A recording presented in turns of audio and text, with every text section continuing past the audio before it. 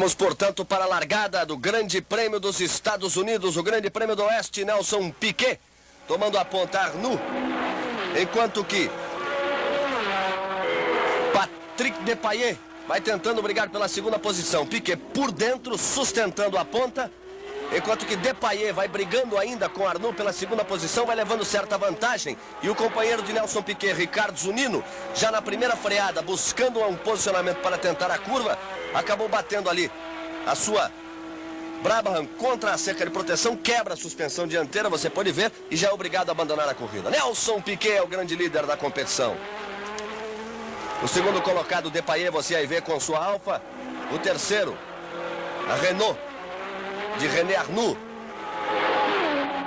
Os três primeiros colocados, você vê também o replay. E as dificuldades que os pilotos sentem para se posicionar aí nesse rally. É um negócio impressionante. A própria engatada de marcha, que é a primeira, é muito difícil. Nelson Piquet é o grande líder. É o brasileiro ponteando na quarta prova do Mundial de Fórmula 1. Aí vem ele. Em segundo, Depailler. Arnoux. Em quarto, Alan Jones. Em quinto, Bruno Giacomelli. Os 5 primeiros colocados. O Ferreira Nelson largando muito bem e não chega a ser como Mônaco, a corrida de Long Beach. Existem locais para ultrapassagem mais fácil do que em Mônaco, mas é difícil a ultrapassagem, portanto a largada é muito importante. A largada do Piquet foi fantástica. O problema dele vai ser segurar ali o Depailler, porque está vindo bem com 12 cilindros Alfa Romeo. O pessoal que vem mais atrás é o Arnoux, está segurando um pouco o Jones. Acho que se o Jones passar pelo Renault vai incomodar um pouco mais lá na frente. O Depailler está andando bem, mas vem convalescente aí de um acidente com asa delta. A gente não sabe se vai aguentar o circuito todo, porque realmente aqui em Long Beach isso é muito exigido do piloto. Um bom preparo físico. É mais uma que você vai curtindo pela rede Bandeirantes de televisão. Conseguiu classificar até razoavelmente bem. Ed largou na 19ª posição, 5 posições à frente de Emerson Fittipaldi. Nós temos nessa altura 21 voltas no circuito de Long Beach. Nelson Piquet é o primeiro, o segundo é Alan Jones, o terceiro é Depailler, o quarto é Villeneuve, o quinto é René Arnoux, o sexto é Ricardo Patrese. Esporte é com a Bandeirantes. Jones completando mais uma volta, indo para a parte mista do circuito. É a Bandeirantes trazendo para você o Grande Prêmio do Oeste de Fórmula 1, Long Beach, nos Estados Unidos. A bandeira azul, por enquanto, está parada, ou seja, apenas mostrada para John Watts. Ali deve ser feita a ultrapassagem, como nós vimos, mas quando a bandeira azul está apenas parada, ainda não é obrigatório ceder o lugar. Não é obrigatório ceder o lugar. Na realidade, apenas indica que um carro com condições de ultrapassagem se encontra por perto. Com ela agitada, a bandeira azul agitada, então significa a mesma coisa, só que, por favor, dê a passagem.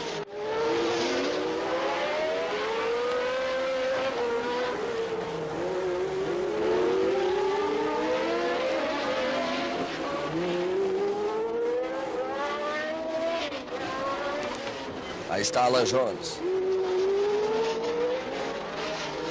Agora sim, ele vai tentar a ultrapassagem sobre Emerson Fittipaldi. Alcançando o posicionamento para tentar a ultrapassagem, ele vai esperar a entrada na Shoreline Drive para por lá tentar a ultrapassagem. Vejam bem. Aí está na Ocean Boulevard. Vai tentar antes da curva. Colocou por dentro, a curva é para a direita e vai passar. Passou por Emerson Fittipaldi. E agora ele abre luta contra Clay Regazzoni, que está à sua frente. E Emerson vai tentar ser puxado por ali, por Alan Jones, para se aproximar exatamente de Clay Regazzoni. E vejam a tocada incrível de Nelson Piquet. Para 46 voltas, ele já vai colocando uma volta de vantagem sobre o quarto colocado, que é René Arnoux. Apenas Alan Jones e Patrese na mesma volta de Nelson Piquet. E temos aí algum incidente. Vamos observar, quando baixar a poeira, realmente o que aconteceu. Os fiscais de pista já correram ao local. O extintor de incêndio foi acionado. A turma de socorro já está presente.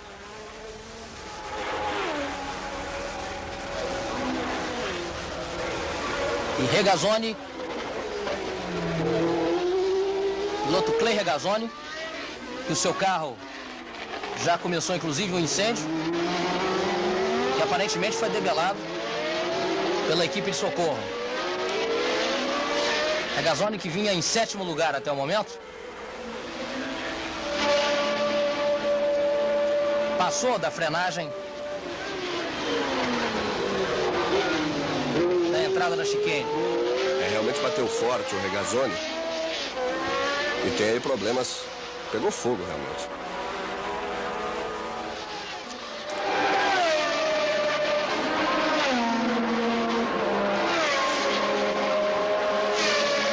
Faltando menos de 20 voltas para o término do Grande Prêmio dos Estados Unidos de Fórmula 1. Esse que você aí vê é Piquet. Atrás dele Arnoux, que é o 5º colocado. Piquet está colocado entre o 4º e o 5º. Ele que é o líder. O Massa está se aproximando bastante do Pironi e vem fazendo um duplo interessante. E, aliás, os dois aros estão, no momento, entre os 6 primeiros colocados. O segundo com Patrese e a quarta posição para Jochen Massa. Você viu ali Emerson passando à frente de Watson, sustentando a sua posição. A vantagem, a certeza de que o Piquet ainda está bem à frente de Patrese. Então nós vamos nos aproximando para o final da corrida. Ele está da Shortland Drive para Pine Avenue. Informando que Clay Regazzoni foi levado ao hospital. Lá está ele, agora para Pine Avenue, para ir para Ocean Boulevard, para completar mais uma volta. E vamos lá com Nelson Piquet para o final da corrida. Você, evidentemente, em todo o Brasil torcendo, entusiasmado com a perspectiva de vitória de Nelson Piquet. Ele vai para a última volta. Vamos nessa, Nelsinho. Aí vai ele, completando mais uma vez o cotovelo. Se passa na cabeça de um piloto nessa última volta, cada curva é uma eternidade, Galvão. E um piloto que não está ainda acostumado com a vitória na Fórmula 1. Piloto que fez uma grande carreira no automobilismo do Brasil. Fez uma grande carreira na Fórmula 3. Mas que ainda não sentiu o sabor de uma vitória na Fórmula 1. E a chance de ir à liderança do Campeonato Mundial de Pilotos. Nelson Piquet se aproximando da vitória consagradora. Aí está a bandeirada para Nelson Piquet e o Brasil vencendo. Depois de 5 anos o Brasil ganha na Fórmula 1. 75, Silverstone foi a última. Nelson Piquet, Brasil, 1980, 30 de março. A Rede Bandeirantes traz para você a vitória do Brasil. Nelson Piquet. E aí está ele inteiramente emocionado. Ele parou o carro depois que recebeu a bandeirada. A emoção toma conta de Nelson Piquet. Gil Ferreira. Ele só não está pulando porque está preso no cinto de segurança. Parou, deve estar curtindo toda a sua emoção. Imediatamente os organizadores já separaram o seu carro. Nelsinho se recosta para que nós possamos observá-lo, junto com todos os brasileiros, a emoção desse momento de Nelson Piquet. Aí está o momento histórico onde Nelson Piquet consegue a sua primeira vitória na Fórmula 1. E o Brasil, após 5 anos, consegue, conforme afirmávamos na Argentina, quando vimos Nelson Piquet fazendo aquela corrida, que afirmávamos então que o campeão nós já tínhamos, faltava só ganhar a corrida. A corrida já está aí, não falta mais nada. Nelson Piquet, o grande vencedor do Grande Prêmio Oeste dos Estados Unidos de Fórmula 1 em 1980. Nelson Piquet, grande piloto do Brasil que conquista a sua primeira vitória na Fórmula 1. Aí está ele, inteiro para você. A Rede Bandeirantes traz a você agora a emoção de Nelson Piquet, um piloto normalmente frio, muito frio. Mas essa é a imagem realmente do Piquet. Quem poderia esperar um piloto chorando, dando cambalhotas? Não é do Piquet. Ele é frio como o frio foi indo. E Emerson Fittipaldi vem para buscar o 3º lugar. Pelo menos se posicionando ali junto com os pilotos. Ele que estava em 5º. E aí nós temos Piquet e a sua vibração, Patrese e Emerson. Emerson que vai voltar ao pódio desde que foi 2º lugar no Grande Prêmio do Brasil, o único que foi corrido no Rio de Janeiro, no Autódromo de Jacarepaguá, no Rio, quando ele conseguiu o 2º lugar. Mais uma vez você curtiu pela Rede Bandeirantes de televisão.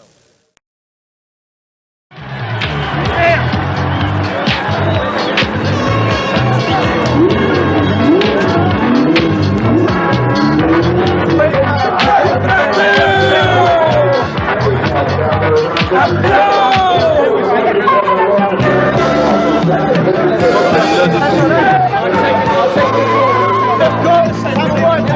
tudo junto é demais. O campeão chora e o Brasil pergunta: quando o Piquet vai voltar para comemorar aqui o terceiro título mundial do automobilismo brasileiro?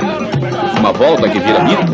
O homem de reações emocionadas está tão descontrolado que teria medo de se expor aos brasileiros? Não. Piquet simplesmente ainda não veio por absoluta falta de tempo. A vida de um piloto, como a de qualquer outro que queira ser campeão, é cheia de compromissos. Ganhar é o sonho de todos, a batalha de cada um. O piloto de Fórmula 1 é um profissional, como é profissional de tênis, ou profissional de futebol, profissional de natação, só que é perigoso. O inglês Bernie Eccleston, chefe da escuderia de Piquet, diz que agora ele é um piloto de muita sensibilidade e que por isso venceu o perigo Reutemann. Tem um programa já completo. Até na segunda semana de novembro eu não posso ir para o Brasil. Eu já tenho teste para semana que vem marcada para o motor do ano que vem, BMW Turbo. Depois disso eu vou para a Austrália, correr de Fórmula Atlantic. E depois eu tenho uma semana de teste em Paul Ricard, também uma comparação entre o Turbo e o Ford, para a gente ter uma decisão do que nós vamos fazer o ano que vem. E depois disso que eu estou livre, eu vou para o Brasil. Enquanto o Piquet não vem, a gente convida você a ir junto com ele até Las Vegas. Este circuito estranho e cheio de muros. Palco da festa também, de certa forma estranha, do novo campeão mundial. É a 15ª vez que o circo se arma este ano. A última para o brasileiro provar que tem talento e também um carro competitivo. É preciso cuidado com os mínimos detalhes. Ele próprio, Piquet, é calmo e meticuloso no ritual de se transformar de um homem tímido e falível e partir para o objetivo maior: ser o melhor do mundo. O grande rival do brasileiro, o argentino Carlos Reutemann, também se prepara. E os dois vão para a pista brigar pelo primeiro lugar na largada que Piquet acaba perdendo. 10 anos a menos que o argentino de 39 anos de idade, Piquet aposta tudo na corrida. E brilha tanto quanto as belezas e celebridades prontas para homologar o campeão da temporada.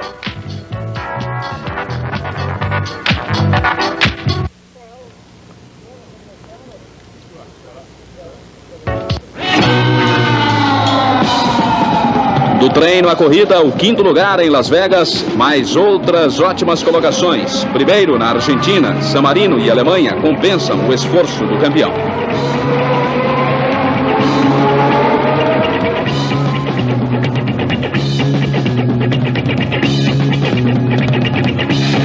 Posso falar que tem que gostar para fazer, senão, se não gostar, não tem ninguém que aguente isso. O irmão Geraldo aguenta menos do que Nelson, peso do parentesco. A gente fica torcendo muito pelo irmão, né? Você fica nervoso? Bastante, né? E ele, como é que ele tá, Geraldo? Eu tô achando ele muito tranquilo, né? Ele muito tranquilo, como eu nunca o vi, assim. Geraldo talvez nunca esperasse também até onde iria a emoção do irmão com o título. Os mecânicos da Brabham rentam água para esfriar a sensibilidade quente de Piquet. Mãos nos olhos, ele chora a alegria de ter vencido o Grande Prêmio de Las Vegas e o Campeonato Mundial. E mostra no rosto todo o cansaço de uma imagem tão impressionante de luta que até parece a de um derrotado. Os momentos de emoção vão crescendo até que o novo campeão recebe os cumprimentos do primeiro brasileiro a fazer sucesso neste círculo fechado.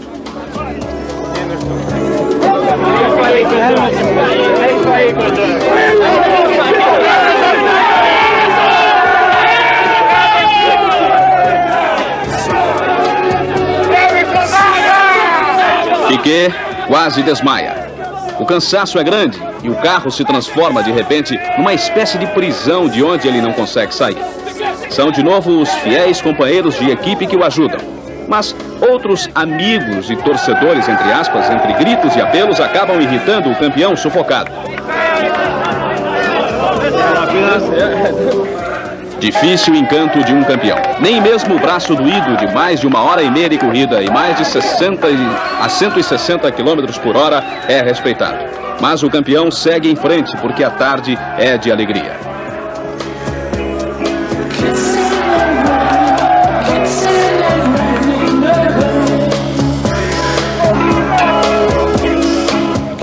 De repente, a mudança radical. O alegre Piquet, no meio do tumulto, se enche de raiva num desabafo incrível.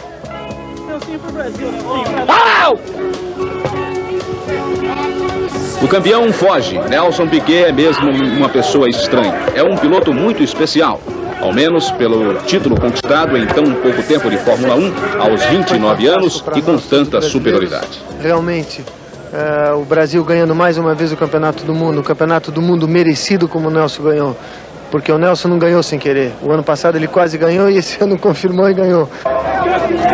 Ganha Piquet, ganha o Brasil. Ganham todos aqueles que voltaram a delirar com uma temporada sensacional da Fórmula 1. Ganha, acima de tudo, a figura humana deste piloto sensível, apaixonado pela velocidade. Um Piquet que muitos diziam frio e fechado. Mas uma pessoa que soube chorar e sorrir com tanta intensidade no seu maior dia de glória, tem todo o direito de guardar só para ela esse triunfo. Feliz porque eu quero agradecer a todos que me deram suporte, o pessoal no Brasil, o pessoal do meu time, o meu mecânico, a minha família. É um dia muito emocionante para mim. Como é que você se sente como campeão? A sua primeira sensação? É uma coisa que depois que você vence, ninguém pode tirar de você.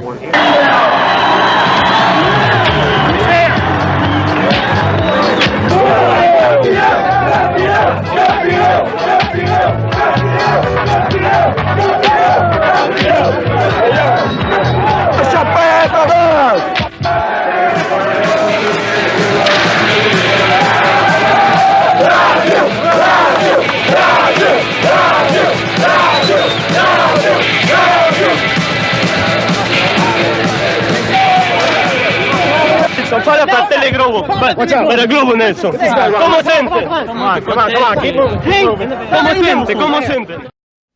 Nelson Piquet, campeão mundial de Fórmula 1 pela segunda vez. Festa brasileira em Kyalami, África do Sul. Festa por aqui também. Acompanhamos em Brasília a alegria e a emoção dos parentes e amigos de Piquet. Foi uma decisão difícil. Piquet tinha 2 pontos a menos que Alain Prost. Precisava arriscar tudo, correr com coração, dirigir com cabeça.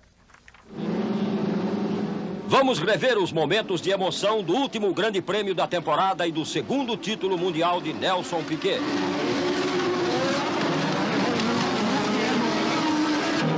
Piquet largou bem, tomou a ponta superando Tambay. Ricardo Patrese, companheiro de Piquet, também se colocou bem neste início de corrida. O francês Jacques Laffite não teve a mesma sorte.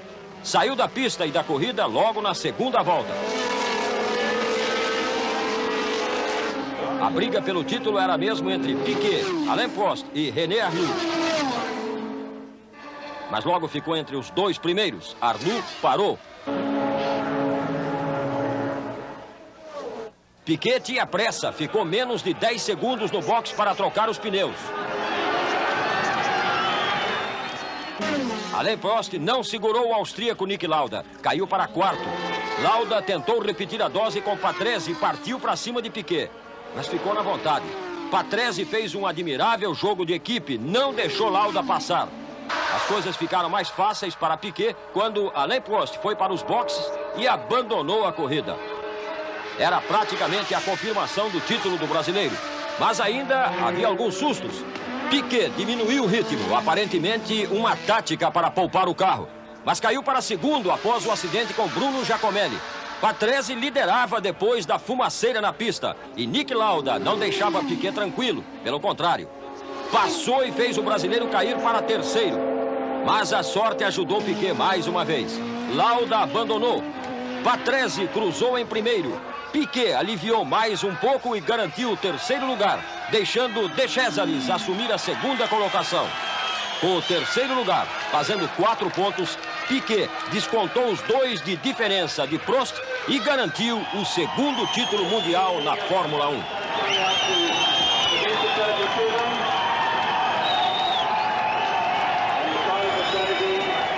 De novo campeão do mundo. A torcida brasileira e a equipe Brabham fizeram juntos a festa.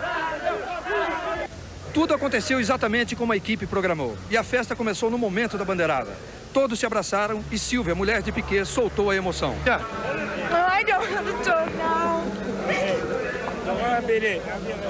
Prost e Jean Sage, piloto e chefe da Renault, sempre bons esportistas, foram os primeiros adversários a cumprimentar a equipe Brabham. Bernie Eccleston e Gordon Murray foram muito cumprimentados e correram até Piquet. Bernie beijou Piquet e aí o campeão já não se controlava mais. Muito contente com esse campeonato. Não tem nem o que falar, Reginaldo. Nelson, você sempre falou que esse é o que você mais queria ganhar. Aí tá o resultado de tudo. Nelson, sorry. Reginaldo, desculpa. Eu não consigo nem falar.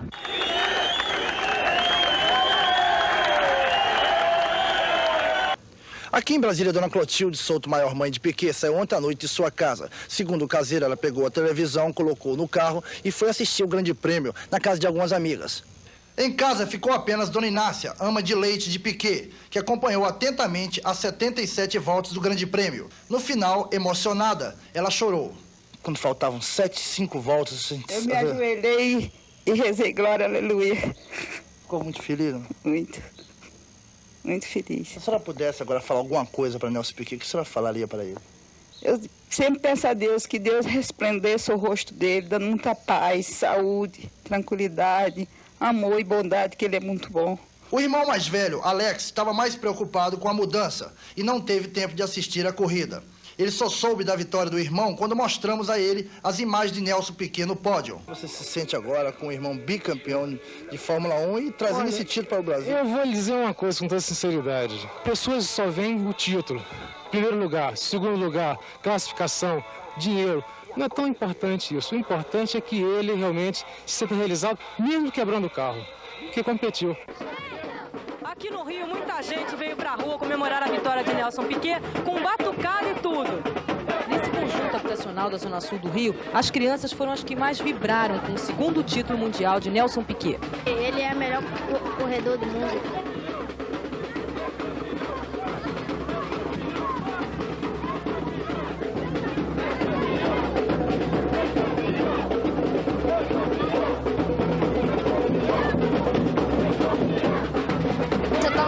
Já não adiantava, não.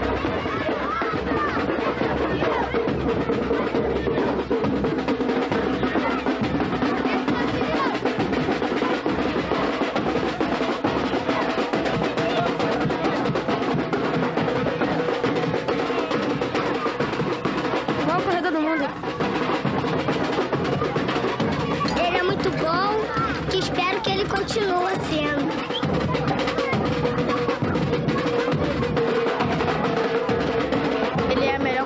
Corredor do mundo. É campeão! É campeão! É campeão! É campeão! Lado ali nas últimas posições. A largada, Berger, Prost. Ficou Moreto. Piquet bem por dentro, toque a batida. No pelotão intermediário, 2 carros se tocaram. Aí Berger na frente, Prost, Butsen, depois Senna. São os 5 primeiros colocados.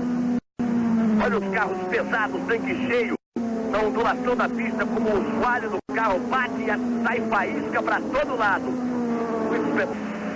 Aí você vê você em segundo, com Senna em terceiro, com Piquet em quarto, com Fábio em quinto. E o cruzamento com o próximo. Quis confirmar. Repare aí a ultrapassagem, o replay da ultrapassagem de Ayrton Senna em cima de Thierry Boutsen. Já não rende a mesma coisa o carro de Thierry Boutsen, e é na segunda posição. Nelson Piquet já em terceiro, Boutsen é o quarto, mas vai ser ultrapassado ali por Johansson. Pegou o vácuo, botou por dentro, a curva é à direita, não é dele, já é o quarto colocado, Stefan Johansson. Cai para a quinta posição, Thierry Boutsen. A parada mais cedo do Johansson acabou favorecendo o piloto da McLaren. Berger, Johansson, Senna, Piquet, Moreto e Boutsen.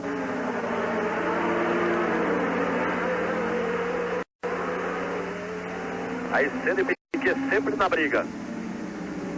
Nelson Piquet. O próximo ali atrás, mas tem volta ali atrás.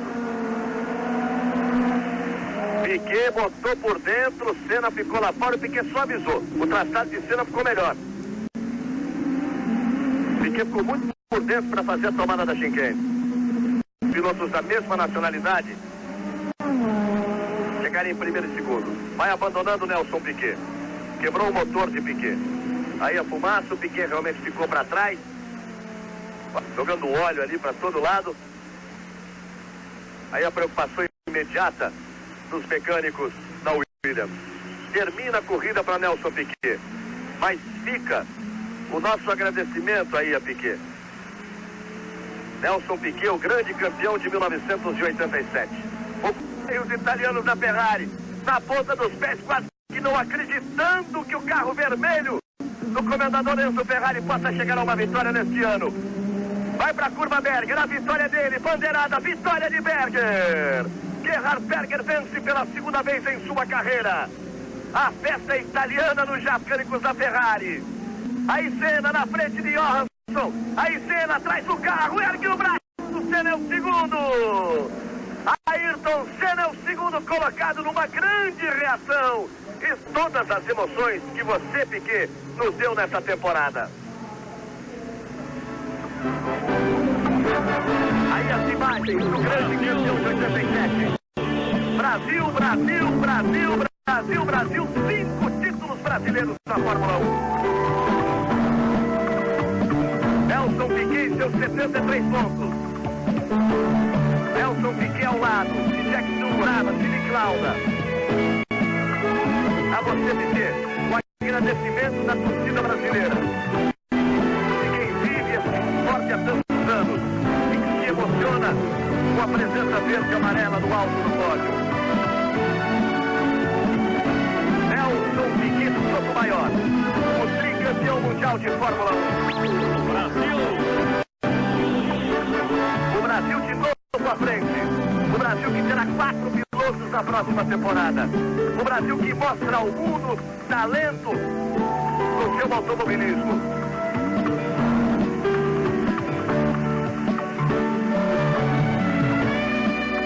Aí as imagens de Nelson Piquet. Num ano sofrido, difícil. O acidente de Mansell apenas apressando a decisão e a vitória de Piquet. E a imagem de Piquet é uma homenagem também a você, torcedor brasileiro, que esteve conosco de manhã, de tarde, agora de madrugada, sempre trazendo o seu apoio e torcendo. No kart, eu já comecei fazendo inscrições com o nome, usando o nome Piquet, porque Sotomayor era o nome, meu pai era ministro da Saúde em Brasília, isso era um nome muito conhecido. Então eu comecei a correr como Piquet e escrito com K, não com Q-U-E-T. E o Piquet colou, todo mundo me conhecia como Piquet, Piquet, Piquet. E quando eu fui para a Super V, eu tive que mudar a maneira que escrevia, mas não tive mais maneira de mudar para o Sotomayor, como é o nome do meu pai. Então continuou Piquet e até hoje é como todo mundo me conhece. E ficou interessante porque ele, usando o meu nome, hoje em dia ficou um nome curto, gostoso de pronunciar, Nelson Piquet. Meu pai no início foi muito contra, como qualquer outro pai seria contra. Filho meu também seria contra de risco de corrida, não só pela corrida, mas também porque eu estava abandonando os estudos, abandonando a universidade, que já tinha feito o primeiro ano de engenharia e tudo. Então ele era diretamente contra tudo. Depois, quando ele viu que o negócio estava vindo bem, levando muito a sério, me dedicando muito, ele, não posso dizer que aprovou, mas também não desaprovou. Ele estava deixando e ver o que ia acontecer. Não, nós não poderíamos bancar isso, não. Porque naquela época, o ministro, o deputado, ainda não ganhava assim, de uma maneira que ele pudesse... Hoje, o nível de vencimentos é muito maior do que naquela época. Nós não tínhamos, não ganhávamos tanto que pudesse bancar um filho numa corrida de jeito nenhum. Ele passou muita necessidade também por isso, que o pai, como não facilitava a vida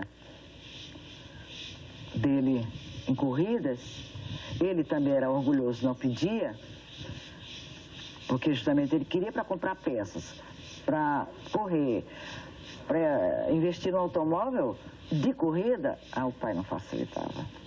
Eu não tive ajuda nenhuma de casa, porque tinha tinha o teto, tinha comida, tinha roupa lavada, mas grana, dinheiro para gastar em carro de corrida ou para viajar, eu nunca tive.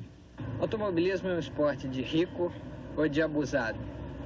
Eu me considerava o mais bem-sucedido dos abusados, até que um mais abusado que eu, foi o Nelson, chegou também na Fórmula 1, como eu consegui chegar, mas eu só consegui chegar. E ele chegou e ficou, e foi campeão, bicampeão, tri, esse ano. Se você perguntar para ele o porquê dele ter chegado lá, ele vai te dizer que é sorte. Eu não acredito em sorte porque dá um azar danado. Mas eu tô brincando porque eu acredito que tem alguém que controla os destinos da gente, mora lá em cima, é bem diferente. Mas o Piquet lutou muito para chegar lá e disso eu posso dar prova. Nós começamos juntos no Autorama, eu já era um sujeito bem maduro e idoso, com 16 anos, e tinha lá um garoto chato de 13 que quando ganhava da gente no Autorama era impossível de aguentar.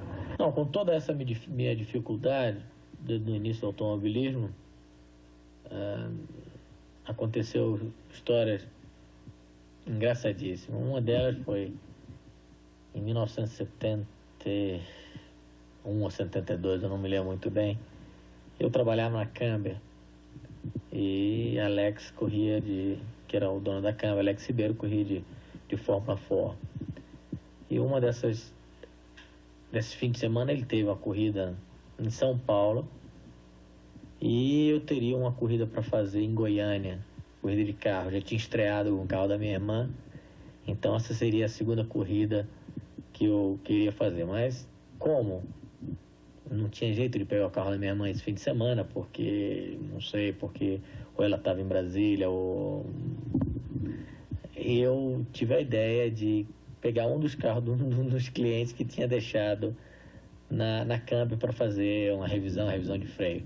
E esse cliente justamente era a mãe do Alex, era a Dona Clotilde, é o mesmo nome da minha mãe. Dona Clotilde deixou o carro na sexta-feira fazer uma revisão de freio. E eu falei que essa revisão de freio seria pronta na segunda-feira. Desmontei o motor, tirei o motor do carro, botei o motor de corrida, que eu tinha um motor de corrida meu. Botei os freio a disco, que eu tinha também meus freio a disco. E fui para Belo Horizonte. Era um Volkswagen. Eu fui a Belo Horizonte fazer essa corrida maluca, porque eram viajar 700 km para lá. Fazer o treino, correr e voltar. Só que eu me lembro que depois que o carro estava todo pronto, é que eu me dei conta que eu não tinha dinheiro nem para viajar.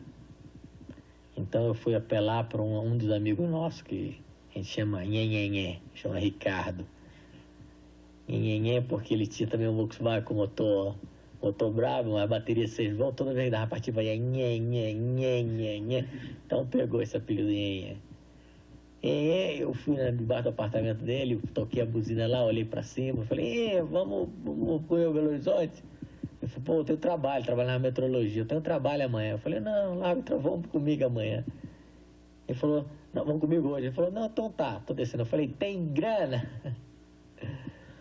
E ele veio com 100 pau. 100 pau dava justamente para ir para lá de gasolina. Então, a gente ia pensando na ida. Na volta a gente não pensava o que ia acontecer na volta. Ao fim da história, nós chegamos quarto na geral, primeiro na categoria, quer dizer, categoria 1.600, não tinha um motor 2 litros, mas valia tudo, né?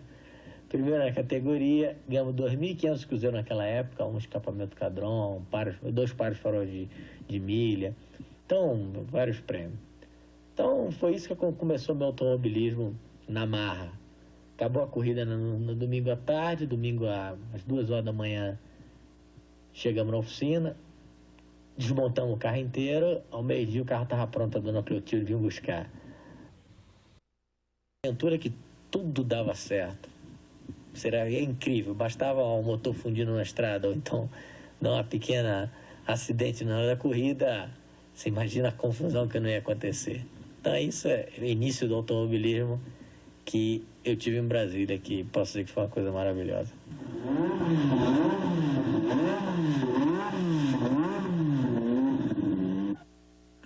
Nossa.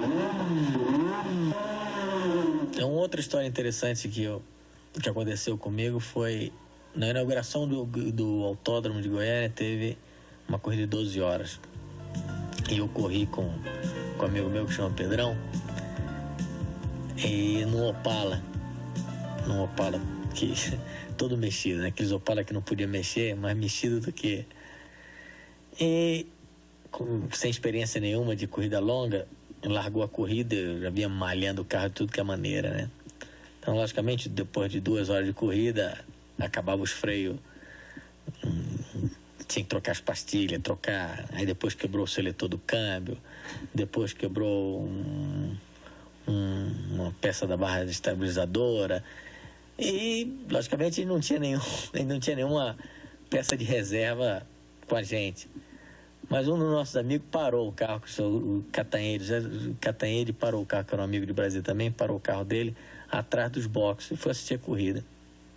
E toda vez que a gente precisava de uma peça, a gente ia lá, desmontava do carro dele e montava no carro da gente. E era um Opala também. Então, você imagina, quando acabou a corrida, a gente tinha 2 carros acabados. Porque o nosso estava todo destruído, o outro não tinha nenhuma peça. Surgiu a possibilidade de, em vez de correr na categoria de Fórmula 4, correr na categoria Super B, mas isso estaria muito mais caro. Então, já para comprar o Fórmula 4, a ideia de comprar o Fórmula 4, eu vendi meu carro de rua, vendi registrador, gravador, vendi câmera fotográfica, quer dizer, o que aparecia em casa que pudesse fazer dinheiro, a gente tava vendendo, né?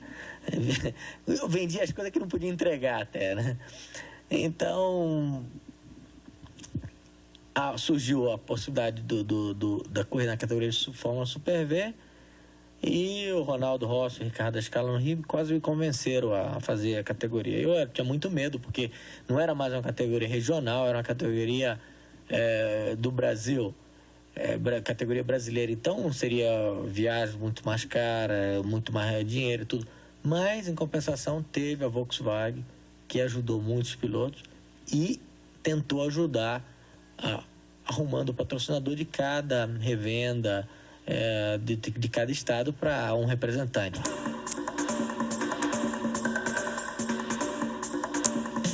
O primeiro ano de Super V, apesar de eu ter o patrocinador da Brasal, da Ideal e tudo, foi um ano muito difícil. Um ano que eu puxava o carro de corrida numa Kombi e fazia o campeonato. O campeonato começou em Goiânia, Brasília, depois foi para São Paulo, depois foi para Tarumã, Cascavel e São Paulo de novo. E uma história muito engraçada que eu tive, de Tarumã para Cascavel, o motor da Kombi fundiu. Então, não tinha o que fazer, né? Era arrancar o motor na estrada, arrancar o motor da Kombi na estrada, arrancar o motor do Super V, botar na Kombi, viajar até Cascavel, tirar o motor da Kombi e botar no Super V. Então, o motor basicamente era a mesma coisa, era mais comprimido e tudo, mas o motor era Volkswagen, então não mudava muito. E em Cascavel, eu ganhei a primeira corrida de Super V. Então, foi uma corrida que eu disputei até a última hora com o Júlio Caio. Na última curva, nós enroscamos as rodas, ele parou 2 ou 3 metros antes da bandeirada e eu consegui passar sem uma roda na bandeirada. Então, essa foi a primeira vitória de Fórmula Super V.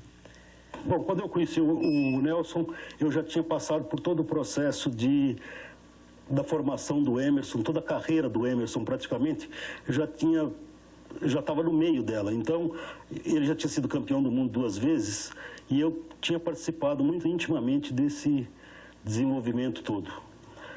Foi quando eu conheci o Nelson, primeiramente vendo algumas provas na televisão, e ele realmente tinha me impressionado muito.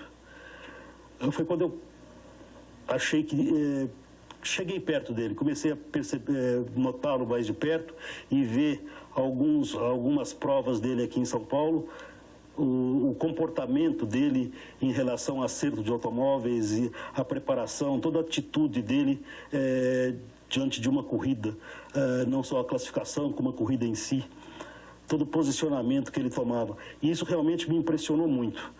Foi quando a gente se tornou mais amigo e aí nos conhecemos muito bem e tivemos muitos contatos, muitos encontros, para conversar de uma possível ida dele para a Europa. Nesse mesmo ano, foi o ano que na corrida de São Paulo, eu perdi, meu pai morreu. Isso me abalou muito, mas a vida tinha que continuar e bola para frente. E eu acho que ele tinha necessidade da aprovação do pai. Quando o pai começou a ceder um pouquinho, ele se sentiu bem. Eu acho que ele hoje, se o pai fosse vivo, ele estaria bem satisfeito, porque ele sabia que o pai ia se orgulhar dele. Embora eu acho que, se o pai fosse vivo, ainda estaria fazendo pressão para ele não correr. O ano de 1976 foi o ano que eu praticamente vim morar em São Paulo. Morar é uma palavra difícil de falar, eu quase morava, né? Eu morava num hotel que chama Hotel Boa Viagem, em frente ao aeroporto. Então eu tinha que dormir depois das 10 e acordar às 6 da manhã, porque na primeira aterrissagem que davam naqueles Boeing ali, você acordava na hora. Mas o hotel era tão ruim, que quando meus amigos vinham me buscar para qualquer programa, eu mudava de hotel, ia para o hotel vizinho, ele me pegava no hotel do vizinho, né? E foi nessa época que eu fiz ótimas amizades em São Paulo, que me ajudaram muito. Foi o Eduardo Prado, foi o Lua, o Chiquinho Rosa. E vocês foram os autores da minha ida para a Europa. Eu conheci o Nelson aqui no Brasil quando ele estava correndo de Super V, que ele veio para São Paulo, que ele queria correr no campeonato de Super V, e ele corria junto com os amigos nossos, o Peter Schutzwenck, que corria também, então ficamos conhecendo ele. E depois que ele já estava no meio do ano, ia ser campeão mesmo, e não tinha mais o que ele fazer no Brasil. O que ele ia fazer? Ser campeão outra vez? Ser campeão paulista outra vez? Então nós começamos a pôr na cabeça dele que o negócio era ir para a Europa, pelo menos tentar. E nós conseguimos convencer ele de pelo menos tentar. Ele nunca pensou, vou fazer o campeonato de Fórmula 3 porque eu vou ser campeão de Fórmula 1, ou vou chegar um dia na Fórmula 1.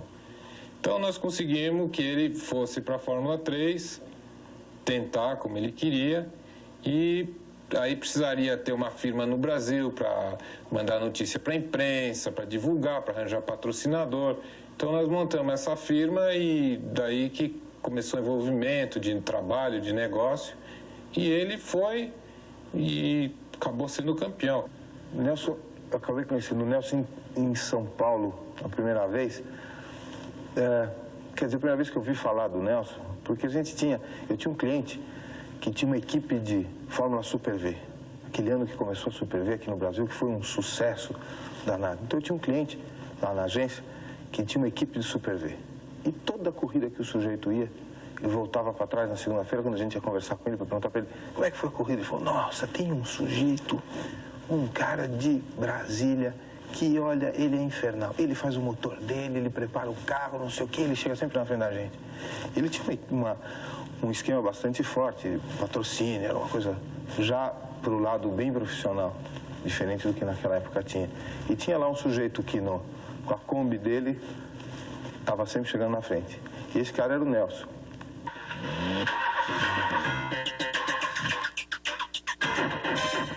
No meio do campeonato de Fórmula Super V, ele estava ganhando todas as corridas, e o pai do Eduardo Prado falou, olha, se você quer esse campeonato esse ano, nós vamos arranjar patrocinador para você, patrocínio para você ir para a Europa correr de Fórmula 3.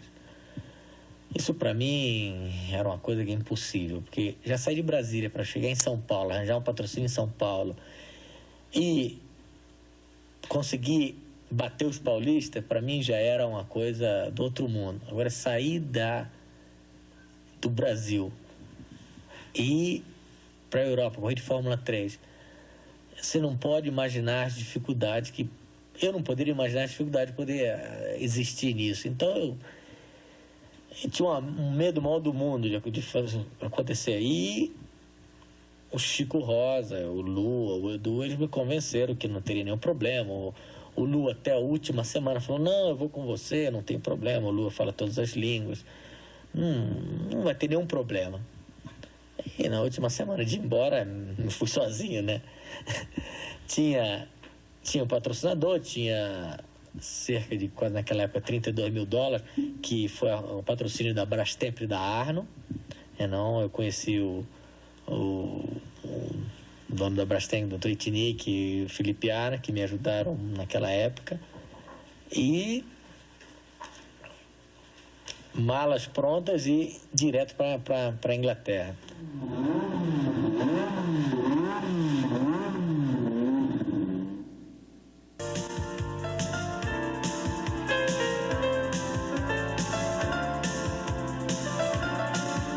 Você vê, eu quando fui para a Inglaterra.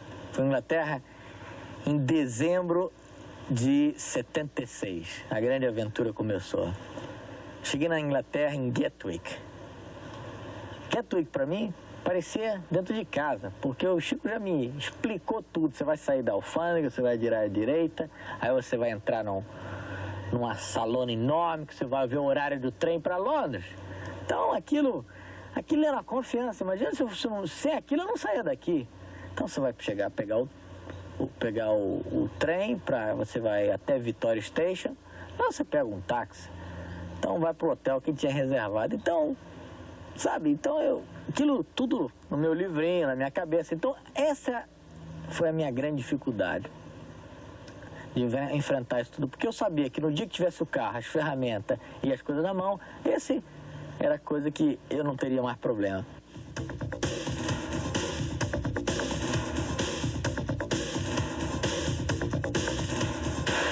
Eu fui para Marte para comprar o carro ou fazer o contrato para correr pelo time macho. Eu fui recebido tão friamente lá, tão no negócio, você corre, você tem 19 corridas, você não pode testar, você tem 2 testes, isso, aquilo, você paga, você vem aqui na hora das corridas. Aí eu falei, não vou fazer isso não. E comprei o carro. Eu compro o carro, depois resolvo o que eu vou fazer. E fui para a Itália comprar os motores. Na Itália eu fui muito bem recebido pelos italianos. Pelos irmãos Pedrazani, que eles fazem os motores da Fórmula 3 até hoje. E com os Pedrazani, eles me mudaram a ideia. Por que você não vem fazer o campeonato europeu, morar aqui na Itália, isso, aquilo? Faz o seu time, contrata um mecânico italiano, compra um caminhãozinho velho e faz o campeonato europeu. E certamente eu diria que o Nelson foi o piloto brasileiro desses que eu participei mais de perto, assim, o piloto que saiu daqui mais bem preparado de todos. Quando eu decidi para fazer o campeonato europeu, fazer o meu próprio time, vocês podem imaginar agora, eu não imaginei na época, os problemas que ia acontecer comigo, que ia surgir para o meu lado. Porque eu fiz um campeonato que foram 16 corridas em 15 circuitos diferentes, em 12 países diferentes. Então eu viajei toda a Europa num ônibus, era um ônibus 3/4 que tinha metade, tinha onde eu morava, eu passei 8 meses morando nesse ônibus, a outra metade era a garagem do carro, era onde tinha os pneus, as partes de reposição e tudo. E com esse ônibus eu atravessei a Europa de cima para baixo, de baixo para cima, 10 vezes. Da Suécia à Sicília, da Áustria até Madrid.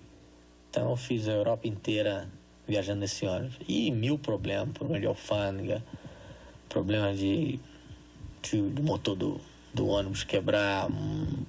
Então, no fim, eu já estava um esperto em motor diesel, já estava um esperto em furar fila em alfândega, em passar, porque em alfândega, quando tem todos os caminhões, você tem que fazer, com aqueles carneiros, você tem que entrar nas filas. Eu passar pela frente de todo mundo, brigar com todo mundo. Então, mas isso, brasileiro sempre dá um jeitinho, né? Uma das coisas que ele mais estranhava e que ele não estava muito seguro de ir, era de mudar a vida completamente. Ir sozinho para a Europa, o dinheiro curto, porque qualquer dinheiro para o Nelson é sempre curto, porque ele investia tudo no carro de corrida. Se sobrasse $10, ele não ia trocar um sanduíche por um jantar. Ele compra numa porca nova de titânio, mandava fazer uma peça diferente, trocava a carenagem. Então o dinheiro sempre foi curto. Então ele tinha que viver num hotelzinho aqui, num hotelzinho ali, era sanduíche, era comida chinesa. O que tivesse mais em conta é o que ele comia e onde ele ficava. E tudo era canalizado para o carro de corrida.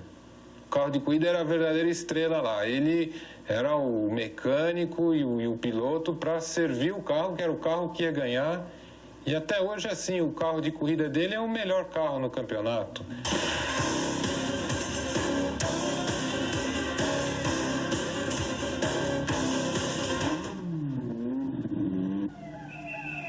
Também uma coisa muito importante que eu esqueci de falar, eu no Brasil não tinha feito nenhuma corrida na chuva. E a metade do campeonato do campeonato europeu, que começou em março, em pleno inverno, a metade das corridas foram tudo no molhado. Então até eu conseguir botar o carro no chão no molhado, passei 6 meses correndo atrás do pessoal. Já no campeonato inglês, que eu resolvi fazer em 1978, porque era um campeonato com maior prestígio, com maior publicidade, e também que tinha outro brasileiro, que era o Chico Serra, nesse campeonato.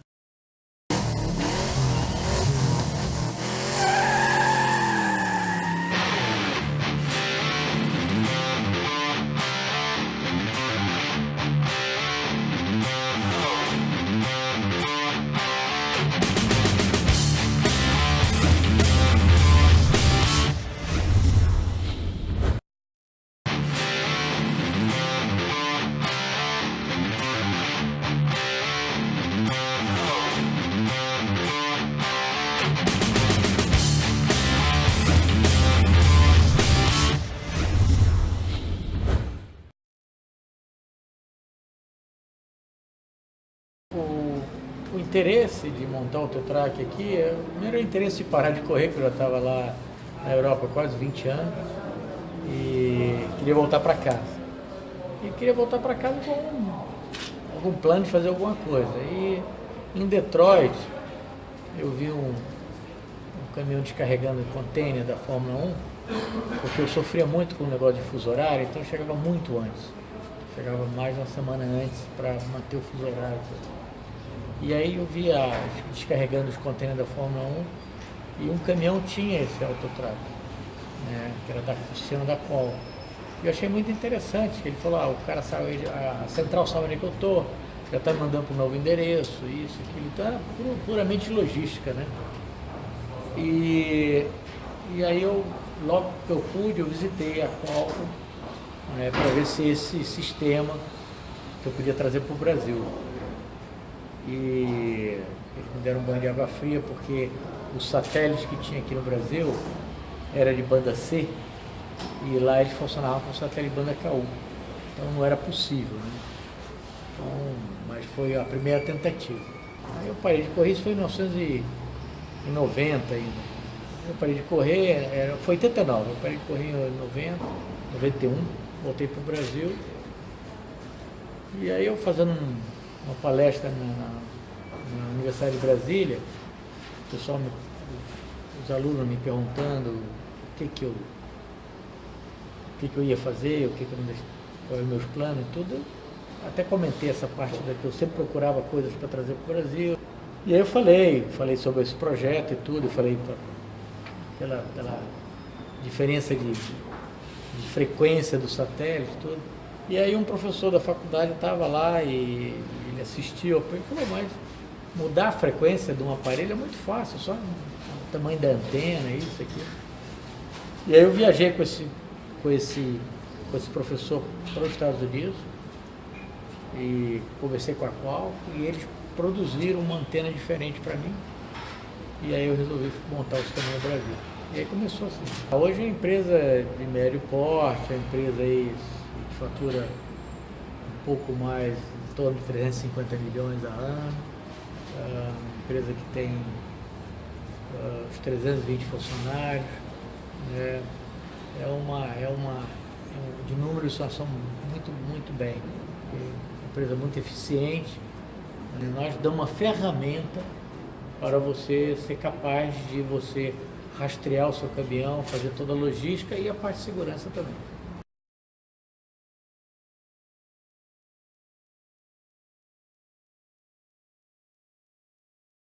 Olha, eu aprendi muito no automobilismo. Por incrível que pareça que seja completamente diferente, mas eu aprendi a coisa mais principal que tem, que você sozinho não faz nada. Você tem que ter um time bom. Se o time for bom e todo mundo vestir a camisa, você vai em frente, você consegue fazer as coisas. Mas você tem que ter um time. Então, essa é a coisa mais importante que tem. Pessoas capazes, pessoas que gostem, que fazem o crescimento da empresa, bem pagos. Né? Esse é o que eu mais aprendi na Fórmula 1. E eu acho, sem dúvida, todo o meu sucesso é baseado nisso aí.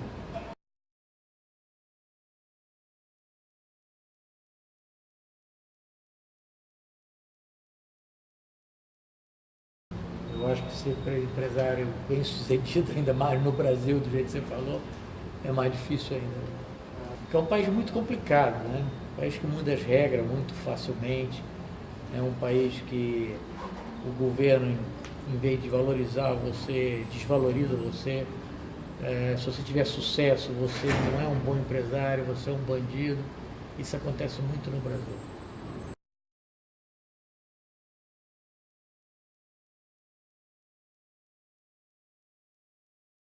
Sem dúvida deve ter atrapalhado, mas eu não vou mudar por isso não. Mas ajuda também, de uma certa forma. Na questão da confiança do cliente ajuda, né? Para trabalhar com o governo é muito difícil.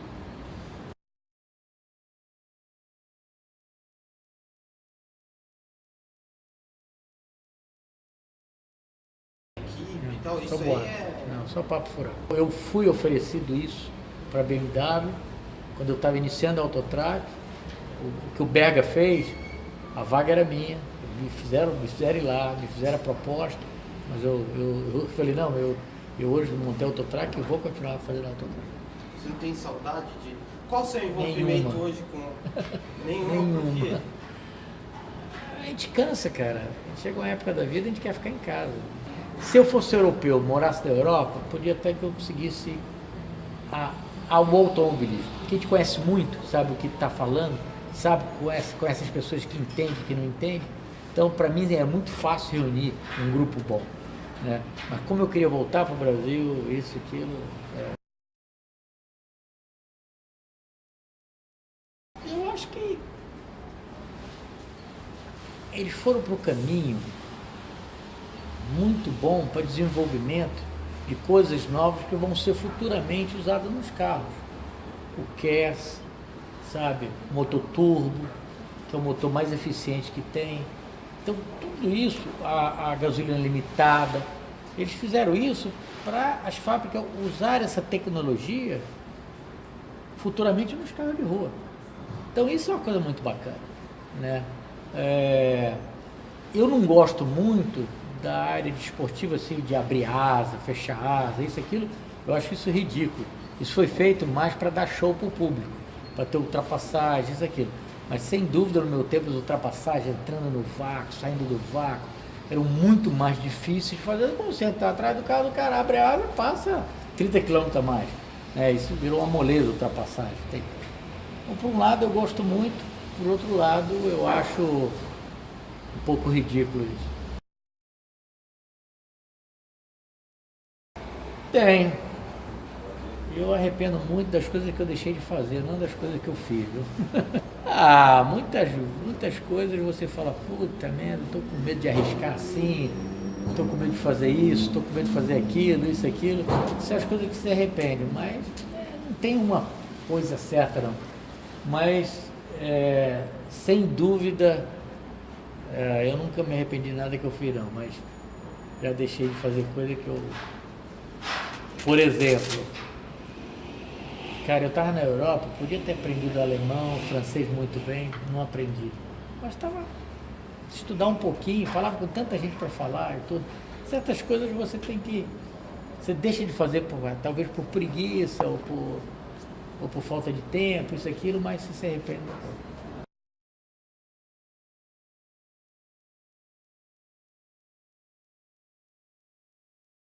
O fã é um negócio muito engraçado, cara.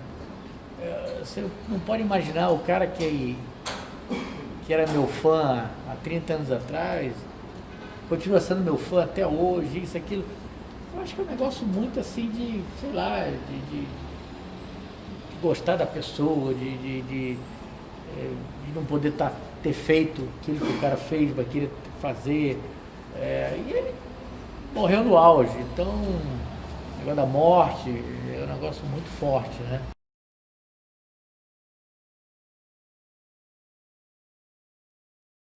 Por isso que uma coisa que eu falo, eu nem levanto muito os braços assim, pra medo de levantar e Deus falou, opa, tá na hora, vem cá.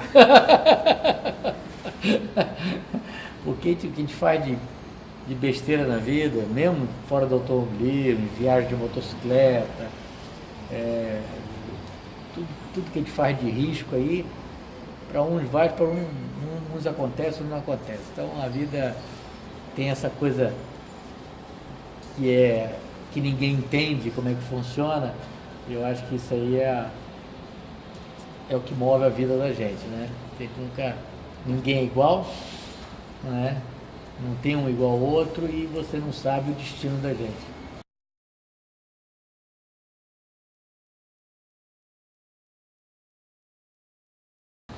Não é nem isso, cara. Você vê que foi uma questão da evolução da televisão. Veio o Emerson, que eu acho que é o cara que botou o ovo em pé, saiu do Brasil, foi para lá, ganhou Fórmula 4, Fórmula 3, foi para a Fórmula 1, foi campeão de Fórmula 1.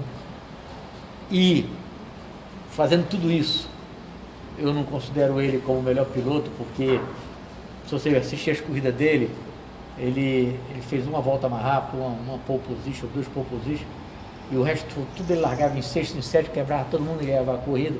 Então não era um cara determinado que ia lá e ganhava tudo, mas é o cara que botou o ovo em pé.